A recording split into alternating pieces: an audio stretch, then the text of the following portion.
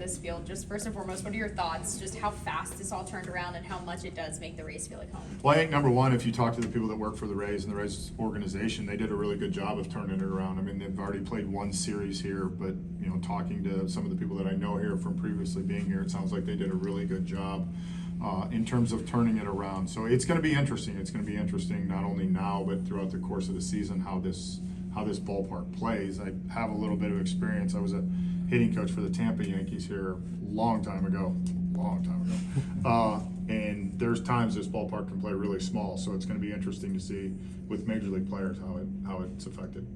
What are your thoughts on just playing at night here? I know the LED lights everyone's talking about can get a little bright, the ball can get lost. Any thoughts on that? Yeah, I mean, it's essentially, we have to remember it's a minor league ballpark, and the one advantage we probably do have is we played a night game here, and we've played night games here over the course of the last couple of years, but it's still going to be a little bit different than playing in regular major league ballparks. And we're going to have to adjust. I mean, for us, it's going to be 3 games at the beginning of the season. I mean, the Rays are definitely going to have to adjust, but it's going to be probably more the American League teams that are in here multiple times.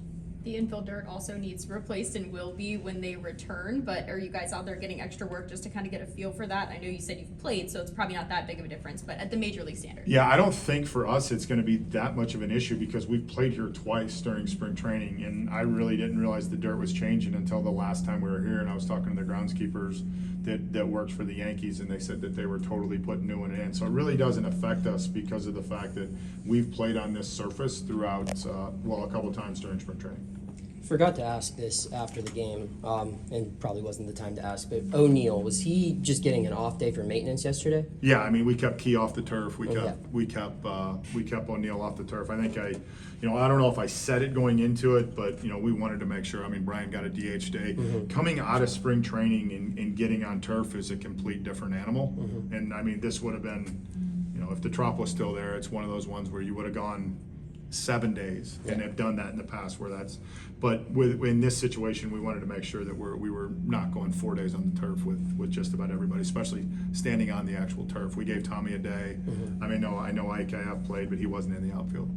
Safe to say tomorrow's a bullpen day? Safe to say that we'll probably have a decision after the game of what we're going to do and who's available for that, just depending on what happens today. And then with Paul Wednesdays, I mean, Mitch will start the home opener? Yeah, I don't know if we've announced that, but I think that's the way it's scheduled. Okay. What excites you about Carmen Majinsky getting to take advantage of an opportunity he's really been looking for? Well, I think just all the hard work. I mean, he had a really good offseason. He had a really good spring training to be able to get stretched out, and it's showed off. It showed off in the spring he's had, and I think we've always talked about our starting pitching depth. I mean, we planned at some point Oviedo being in our rotation. We definitely planned on Jonesy being in our rotation, and the fact those guys aren't, you just have to tap into that depth, and Carmen's done a nice job putting himself in a position for that. Go ahead. How do you think he mentally approaches this sort of opportunity?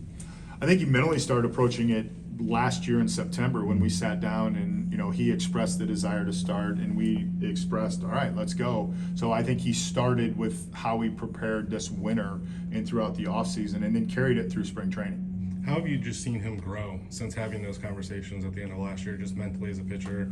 Obviously, he's developed more stuff to kind of expand his arsenal. Well, I think the expansion of the arsenal is something that's important because if you're a leverage reliever, you can get away with 2 pitches, but as a starting pitcher, you can't. But the thing that really stood out was mentally his determination to do it, and then going through spring training, him being with the starter group, and then just basically extending his pitch count is really important. I mean, mentally it's different than knowing you're going to throw 1 inning or 1+, and to be able to commit yourself to that, I think was important. He talked about adding that 2-seam split. You're talking about the valuable of stretching out his arsenal. How have you seen those 2 pitches develop this spring? They have developed, and they're going to have to continue to develop. I mean, those are things that as a starting pitcher, you're going to have multiple weapons. Obviously, we're under Kevin Cash when he was. You were his hitting coach, obviously, for his first couple of years. What's your relationship like, and how much are you impressed with what he's done over his career as a manager, the longest tenured in baseball? Well, longest tenured in baseball. I think he's one of the best managers in baseball, and I think it's hard to refute that with the success that he's had here. I would consider him a close friend. He's very smart. I lean on him when I have conversations about things that I think are right or wrong, and ask his opinion. I think the biggest thing that stands out to me with Kevin, and it was evident the day they hired him here, and I know at times people were like, why Kevin Cash? They made the right decision. But the thing that stands out is his ability to communicate. He has never changed. I mean, you know, he's self-deprecating, he's funny, he's really smart. Players trust him, staff members trust him, and I think, you know, it's why he's the longest tenured, and it's why he's one of the best managers in the game.